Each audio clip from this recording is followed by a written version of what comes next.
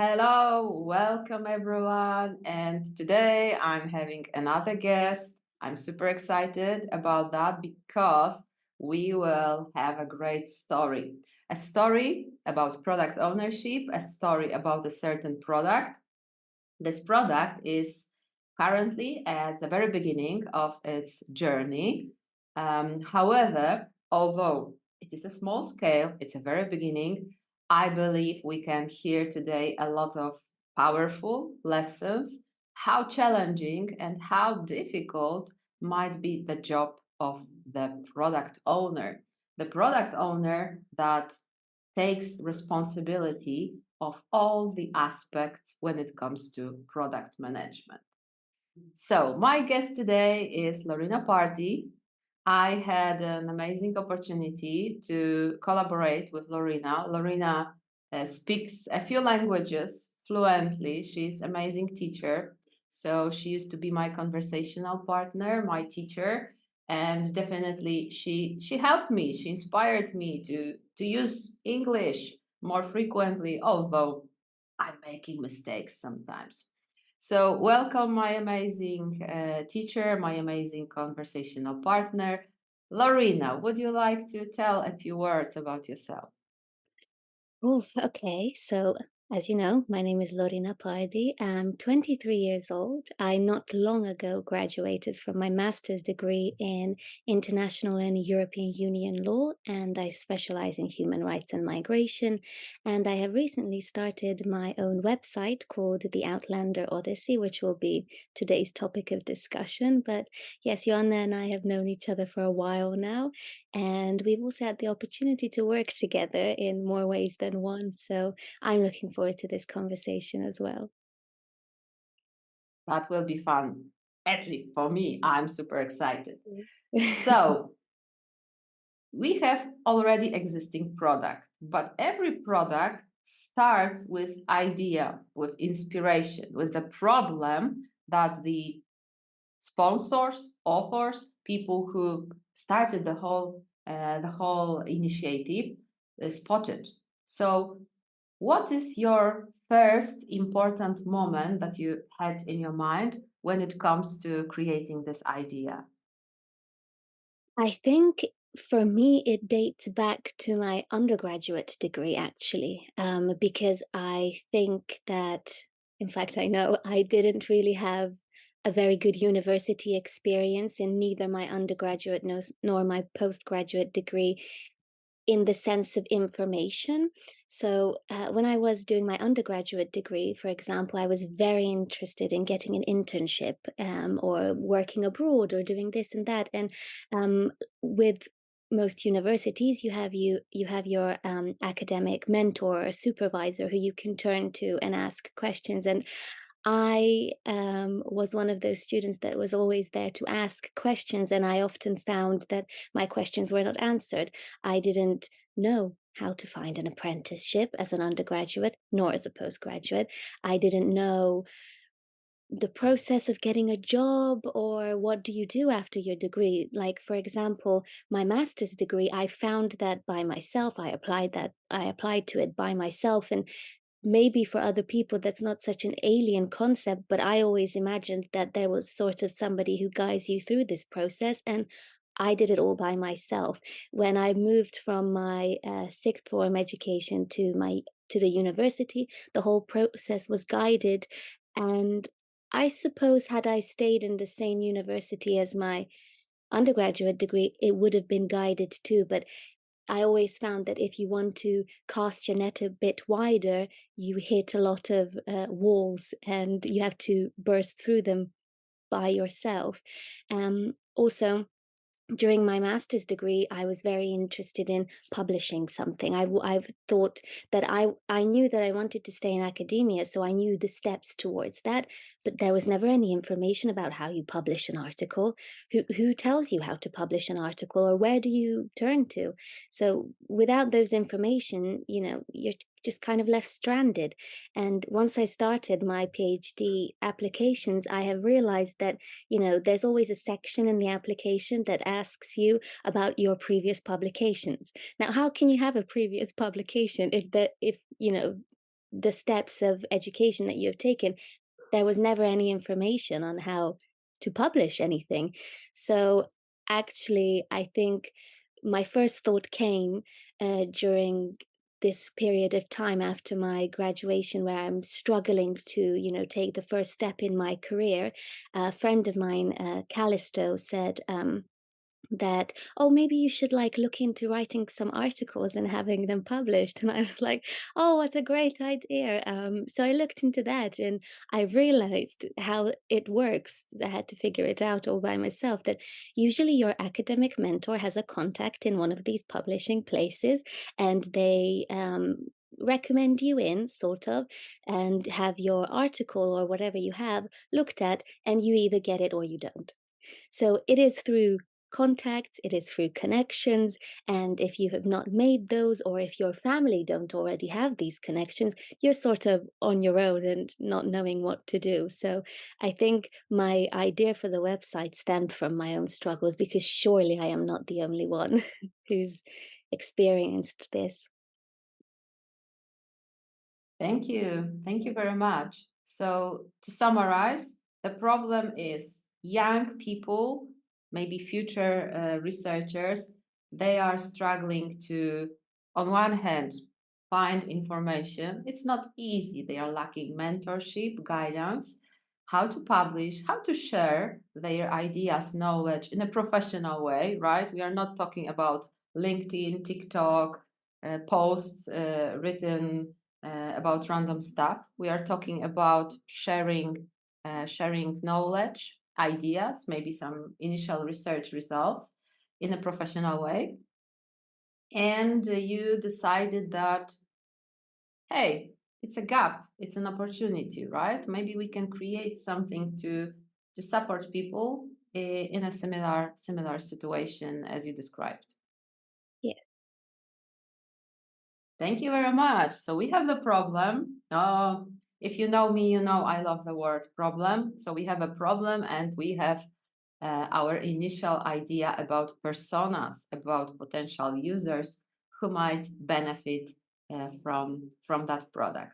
So what kind of benefits did you thought about when you are trying to think how you could create your website? So, what the potential benefits of such a thing could be? Well, I thought that the question marks that need to be answered are, who would be interested? Who's the demographic? What do they want? What do they need? And in the end, I resulted in thinking that perhaps building the best academic portfolio is where there is a lack in the market. So, helping you build a CV, not just in the sense of what you put in it, but how do you put it in to make it look good. A cover letter. How do you write a good cover letter? These are very, very basic things that I think are often missed, not just necessarily in academia, but also when you want to go and apply for a job, right? And also, internships was one of my big struggles. I had no idea how to look for an internship. Internship, do I just Google it? Do I do this? Do I do that? So, also on the website currently, and as you said, it is in its early forms, there are CV guides, there are cover letter guides. There is a section about internship opportunities for the 2024 year in different topics. Um, there will also be a section on employability. I'm currently working with somebody that I worked with previously during one of my work experiences when I was a teenager. So it's all about building the best academic portfolio. And I think the peak of the mountain is to publish an article, right? If it is academia you want to stay in. So once you have built all these little steps, and you can get the opportunity at the top too, because here you don't need to have a contact, you just need to submit your essay that fits the terms and conditions. We're currently working on building a team of peer reviewers. So it is professional, it's not just any old whatever. It needs to be factually correct and a proper research. So it I think it is about building the perfect academic portfolio and having the opportunity to, as a reward, or I'm not sure how to say it, like to have the opportunity to participate in the top thing as well, that, is more difficult to achieve without contacts. Okay, thank you very much. So now I can hear that even if you are not ready to publish your product, your website can bring you another value, another inspirations, ideas. In fact, can help you when you are soon going to graduate, when you are asking yourself questions like, what am I do? What am I do? Right? I don't have contacts, I don't have idea, I don't have experience when it comes to preparing for the professional job. So your website, your product can help them. Okay, amazing. So we know when it started. We know about value proposition. So what about the story when it comes to building your product? What kind of steps did you take to launch your website? Well, as you said, I am a daily user of the internet. I have written a million things during my my studies. Um, I thought I thought I was good at this. I thought I was like a, you know, average internet person. Turns out I knew nothing at all of how these things work. And many of the things that, many of the obstacles that have happened, I was always surprised at myself, like, how do people know, how do I not know this? How does everyone else? But I actually have to thank my boyfriend for quite a lot of it because he's a practical person. He knows like how to do these things. But the first step was, for me, this was the most important thing, was the logo designer, because I wanted it to stand out, to represent something. And I had in my opinion, not a complex idea. It was like an archer standing in a compass, because I thought, you got to shoot your shot in the right direction. That was the vibe that I was going for with the whole website as well. And the first obstacle was finding a person to design it. So I used websites like Fiverr and Upwork, which I recommend to people who are in a similar position. Um, which again, my boyfriend told me about, because how else would I wouldn't even known where to look for a logo designer. So many of the people that I contacted who are marketed as logo designers rejected the idea because it was far too complex. So I thought, thinking outside of the box, what do I do? I actually contacted a tattoo designer for far less money, and they created the logo. So I thought that was a really interesting part of the process, because that's thinking outside of the box. You think you go to a logo designer who's officially a logo designer, and they'll do what you wanted them to do, but it was too complex. So a tattoo designer, a tattoo artist, is the one who designed it for me. Which she did it really well. There was only a couple of revisions needed, so that was easy after finding the right person. Um, the next, and also like at the same time, process was the website, which I also found an individual for, far more complex, far more complex. There were lots of obstacles, I think, partially also because I did not know much about the process of how to build a website, but also after the fact, after the website was finished, obviously I'm the one who has to update it. I manually, I don't work with anyone else. It's just me who works on this project at the moment. So you have to do so much research, and at the same time you learn a lot of transferable skills, and it's a great experience because you learn so much. um, but it was quite difficult for me because I'm not tech savvy in any way to learn how to operate a Bluehost website on Bluehost, how to edit it. Another thing that I found was quite difficult was to What was I gonna say? Oh, to rent a domain, to find your space on the internet. I did not know that was a concept either. In my brain, I don't know how I imagined this process to happen, but um, yes, that was kind of very new to me. It was very strange that that's what you have to do, but yeah, so I rented out a section of the internet, a corner of the internet for a year. And I actually, during this time, it was Black Friday, so I got a really good sale. That was a luck. So I think in these processes, there are a lot of obstacles, but sometimes you people do get lucky. So yes, I think also another really difficult thing is at the moment because it's so new is to grow an audience on social media and to market it that way.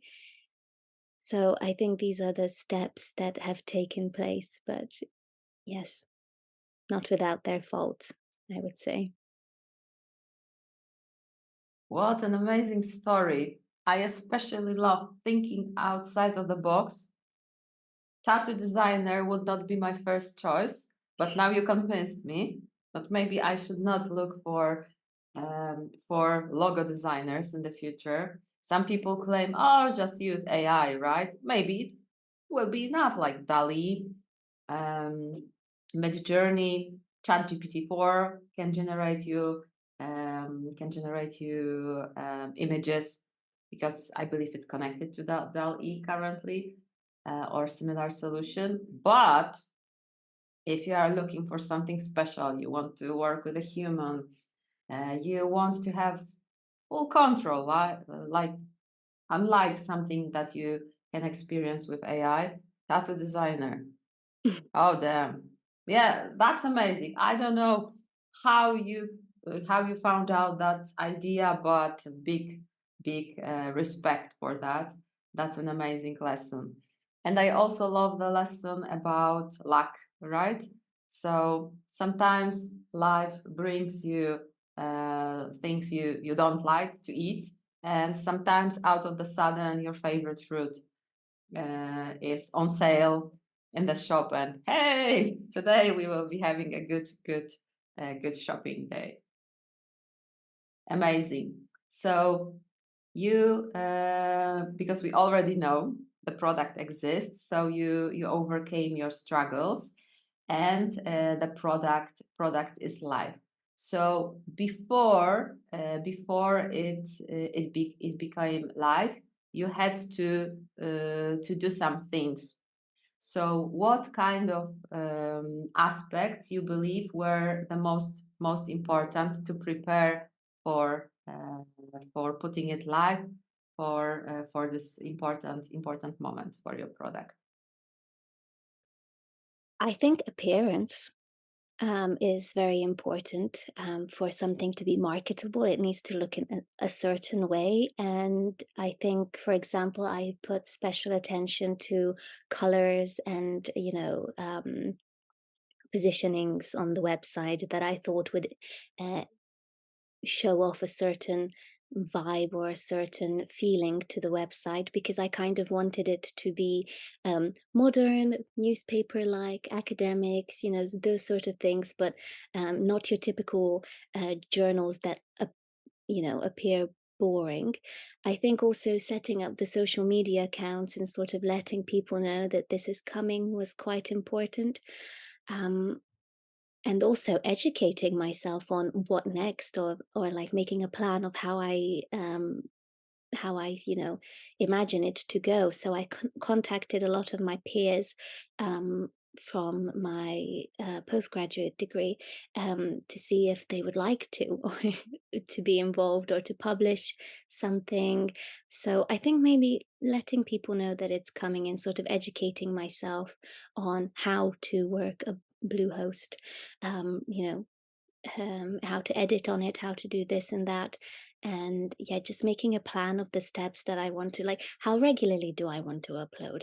How often do I want to promote it on social media? How do I want to promote it? Is it through videos? Is it through this? Is it through that? Sort of the planning steps, I think, were the most important. Thank you. Another important lesson, right? Planning steps, thinking about the future, and also I've heard another important aspect of product ownership. So looking for first users, taking advantage of relationships that you already have, taking advantage of the connections that you have, letting people know, right? Thinking about social media even before the product is launched. So starting to build the momentum, starting to build awareness, even in a small group, but you invested in that aspect. Okay, what about some product owners? Maybe before I ask questions, some product owners, especially in the bigger companies, they believe that they are managing the value of the work, right? Let's maximize the value of the work that is created. And one of the aspects that is forgotten, or maybe they believe they don't have direct influence, is finance, budgeting. And I believe in your case, you had the full control when it comes to financial things, budgeting, what kind of things you can afford, what are the decisions that you postpone or you say, well, no, not now, not this time. How did you manage this challenging problem, the aspect of budgeting, the aspect of finance? I think looking looking for the cheapest option possible at this stage because I didn't have a huge amount to invest into this project. This project kind of came to me on a whim. It wasn't something that I had planned for years and finally bit the bullet and started doing it. Um, so I think looking for deals, and as I said, for like renting out the domain, my little corner on the internet, I got a Black Friday deal. So I think thinking about smart options is a good way. For example, the web designer. I worked with somebody on Upwork who lived in a foreign country, and they um, charged a much less amount than if I was to find somebody here in England to work on a website. Same with the tattoo designer. So I think looking for smart ways, and there are websites available like Upwork and Fiverr where you can find sort of quality but much less price than somebody who works for a company. These are freelancers. It's much more of a different attitude to it than if you were to find a web designer in the same location as you are. But I didn't really have a budgeting plan per se, just looking for good deals. I didn't invest an awful lot of money into this. But it was a significant investment. But yes, I had full control over the budget. It was my own savings. It was my own, you know, idea, and I took the steps to allocate the certain amount of money, what I would prioritize. I prioritized the website and I prioritized the logo as the main investments. I also prioritized flyers and that sort of marketing. What I have put off and I intend to pick up again in the new year is social media, in the sense of boosting posts and paying for posts to be boosted to reach a larger audience. That's something I have not yet done, but I intend to also do. Thank you.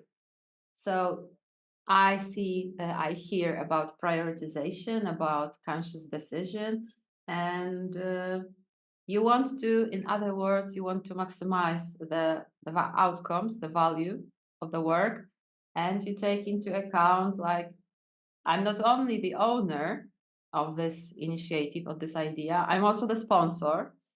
So you are looking into your own wallet and trying to make the best possible decisions.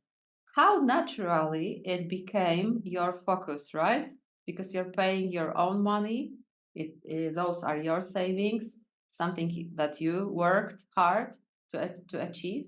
and now you are trying to turn it into something valuable. What an amazing lesson for us. Think about think about money, because even if you are not turning your own money, you are turning someone else's money into something. The question is, was it really worth it? Was it a conscious decision to invest in that part of the product development and postpone some of the investments? Yet another initiative, yet another aspect product owners in Scrum domain, in agile world, should take into account. Oh, I really enjoy that story. It's so scrummish and agilish in the way how to quickly, how to relatively cheap, so how to work smart to achieve outcomes, to start the product, to build the community, to try to put your vision into something tangible, how to bring it to the real world. So what about the future? What are your future plans? How do you see potential development of your product? Of course, we don't know what the future brings, but do you have any less specific or more specific ideas in your mind? Yes, but before I tell you, I actually wanted to address the fact that how Scrumish and Agile-like this is. I have no experience in Scrum or Agile. This is all coincidental that is such a good analogy for Scrum and Agile. But as for my plans, well, definitely to promote and market, and I am currently working on another article that I hope to publish on the website soon. Also similar themed as the previous one that Joanna and I collaborated on. My aim is to publish one article per month from me. Obviously, the more I build up the peer review group and the submissions and all sorts, the more frequent that will be. I think also my aim is to market it to a plethora of subjects. So, from research and experience, journals, or sort of publishing websites are tailored to one topic. So, a law journal, a science magazine, all of these things. I wanted to, be kind of broader and have, a working space for people from all sorts of subjects. And I think that's sort of a unique selling point. And I think in the end, the website will kind of operate as a student magazine style. I don't currently have the right vocabulary for what it is. In my personal description, it is the academic publishing website, but with different topics coming in, I hope for it to be more of a collaborative, but more available to the general public as well to read out of interest. For example, I think what we worked on is very interesting, but I'm very biased. And I think it's very relevant and it's current, and I hope that's going to be the future of the website, is that it works and addresses on very relevant and current topics by people who are learning and working on these relevant and current topics. So I think that's the future vision for it, for now at least. Let's see what the future brings, right? Hopefully, amazing stuff. And now I feel we should talk a little bit about what is currently published. So you mentioned our article, and you mentioned that you are also working on another similar and also interesting topic. So could you please shortly tell what is already there and what are the plans when it comes to articles? Okay, so our the current article that you and I have collaborated on are is about AI technology, more specifically about voice and image synthesis. And it addresses the technical aspects of how AI has gone from a taskmaster in its original purpose to a mimic to imitate the voice and image. So, um, so accurately that it is very deceiving to people. And we discuss the legal implications of this in the article, and how this can destabilize human identity, because, what is so personal to an individual, their voice or their face, can very easily be mimicked and imitated. And, there's no parameters in which this exists at the moment. There's no legal implication. It's very difficult to pin down. And also in the article, we discuss, like, how could it be um, legally, bound or regulated? And it's kind of difficult, because once something is on the internet and it's spread, and it's um, you know there's not much control that we can impose on it. So that's what the article is about. And taking from that, the next article will be, in general, the lack of laws and regulations in robotics, and focusing that on AI as well, and how that impacts society at the moment, and how just general um, internet intelligence, or internet safeguarding, in the sense of, we used to know it, is not enough anymore. And how, you know what you share is really no longer yours once you have shared it. And what are the dangers of that? And I think this is relevant for people to read, not just those who are interested in this from an academic perspective, but also those who are, users of the internet, the general public, because I think this is not discussed very well in the media, in the regular media, about how dangerous it is, and what the possibilities are endless now. Anyone and everyone can do anything. And yeah, so that's what the current and the upcoming article will be about. So if you did not know about that, um, we are tackling hot topics, right? So we are not only talking about what is trendy, what kind of things you can do, but we brought you some history. And what is important, we used Lorina's background and knowledge, and we try to think about what is happening in the current world through consequences. And seems like our current law is not well prepared, is not able to handle all the implications of those ideas, changes introduced. Sometimes I feel like every week we hear about something new. Hey, you can do that. Hey, what about that? Hey, what if it is a great opportunity to steal someone's identity, to do harm, or let's be honest with each other. It's not nice to see your own face telling strange things, fooling yourself when you know it's not you.